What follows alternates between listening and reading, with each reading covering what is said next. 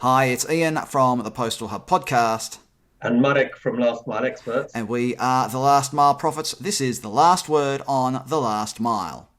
Mark, there were rumours earlier this year that Amazon was going to acquire a major Italian supermarket chain. Now, the rumours were quickly quashed, so that's not going ahead, but the question remains, if Amazon were to acquire a supermarket chain, whether it's in Italy or any other European country, what would it look for? Well, Amazon, as we know, Mark, has already acquired a supermarket chain in the US, and I think we can see now. How long ago was it? When was that acquisition? It was several years ago. I Three can't or remember 4 years exactly. It ago must have now, been at wasn't it? least 3 or 4 years now.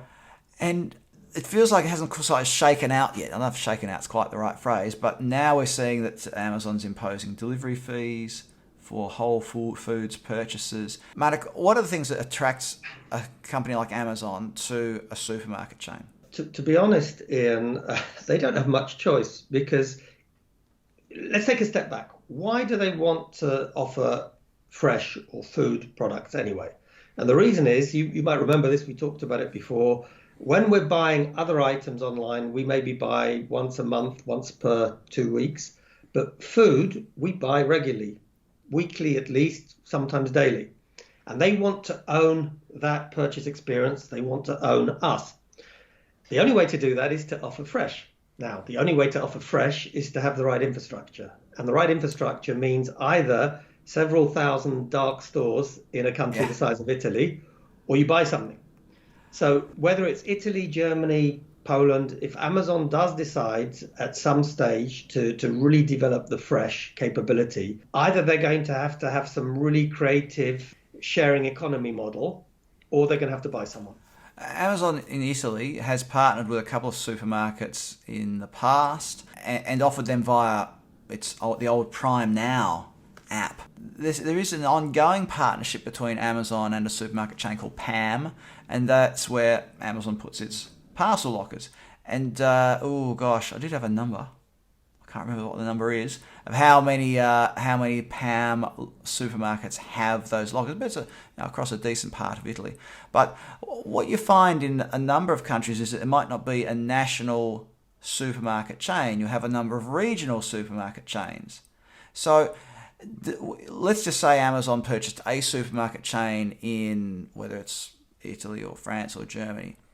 Would that be enough? Would that give them the national footprint they want for things like, you've just mentioned distribution of food, but also they buy a physical footprint for putting in things like parcel lockers, or even looking at that local distribution of 2-hour distribution of grocery orders? Would one chain be enough for Amazon? The answer is not necessarily. Food is even more complex than parcels. You have chill chain, you need to be very fast. We have this rule of 1 per 10,000 access points for parcels. I'm not sure if it wouldn't require more or some kind of enhanced capability, but this is all very new stuff. So let's say I'm not sure, but it would at least require that. This is the challenge they had in the States because Whole Foods was great, but it still wasn't big enough. It meant that they could cover certain areas. And I think, of course, from Amazon's perspective, it's better to have one big partner or one big target than to have to integrate several regional players. On the other hand, as you correctly pointed out, there aren't that many players that have good enough coverage. And in some markets, I'm not so good on Germany, but I seem to recall that there's several supermarket chains, and not all of them are as strong nationwide as they are in their sort of, let's call it, home region. So my view is, even if they found a nationwide network, they'd probably need to support it with add-ons, dark stores and partnerships. But you've got to start somewhere. That's what they did with Whole Foods. And I'm not sure of the reasons, if there are some charges, why at the moment in the last mile, post-COVID, everyone's putting in surcharges and is able to leverage the demand. So it could be just that. I think the other thing for us to watch here is if Amazon were to acquire a supermarket chain in whatever country and they decide to add on super fast delivery to compete with the likes of Instacart or Glovo or whoever it might be, what kind of model they'd look at. In Western Europe, the gig economy delivery model is under a bit of pressure.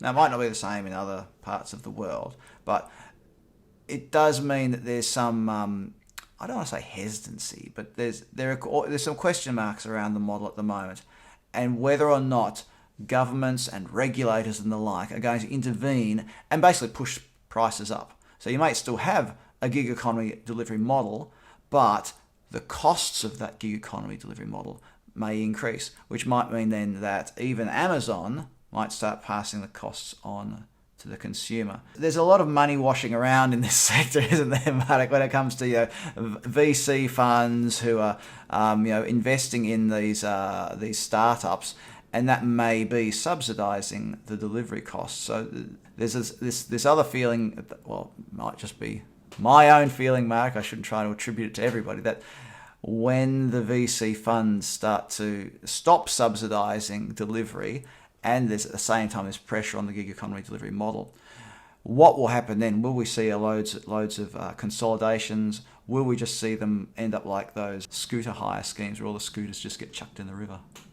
And that's you know what, Ian? I think it's complex. We don't know all the details. I think pricing in the last mile is improving right now. I can see new models. So one example, and this is just something that just occurred to me. So take the market I know best, Poland. There's 7-Eleven equivalent called Żabka. It's largely owned by franchisees, so family businesses. Theoretically, and this way they can avoid all of the rules, gig economy rules, because if they contract, they can be open 7 days a week. Theoretically, if there's a mum, a pup, and a son and a daughter, one of them can go and do the local deliveries. So, there's always ways around it. I think it's complex. There's no one solution. I do anticipate, remember there was about 2 years ago, we were talking, was it Morrison's that Amazon one was in discussion? Right. I think it was with Morrison's. Yeah. So, watch this space. I think it's not if, but when they buy someone. The question is, where will it be?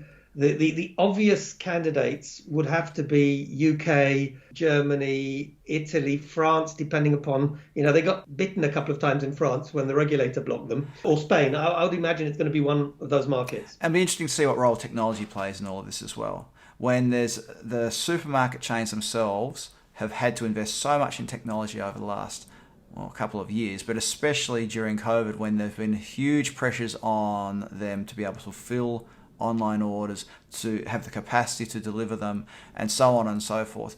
So investing in the supermarket sector now, or acquiring, I should say, making an acquisition in the supermarket sector now is different to what it might have been 2 years ago. So I know, Marek, you've mentioned many times when Amazon's looking at acquisitions, they're often looking at the technology that's behind it as well. So would Amazon look at investing in or acquiring the supermarket operator with the best technology that might already have a great system set up for fulfilling orders or whatever it might be? Very speculative. Or the opposite. If they've fine-tuned Whole Foods technology to the point that they've got good technology, that they buy somebody with infrastructure and poor technology and do what Amazon likes to do, which is to put their technological cap on top of it. Lots for us to think about here. We've sort of had a wide-ranging discussion in a few minutes here, but comment below. What do you think about this, dear viewer? Do you think that Amazon will be active in this space? Do you think that the current, the goings on in the gig economy sector in Western Europe at the moment might be putting off any acquisitions or any major moves when it comes to grocery delivery? Comment below. I have a feeling I know who's going to comment below. So, hello, whoever you are. Marek, we've run out of time. Thanks for joining us on The Last Mile Profits today. Thank you, Ian. Thank you, everybody.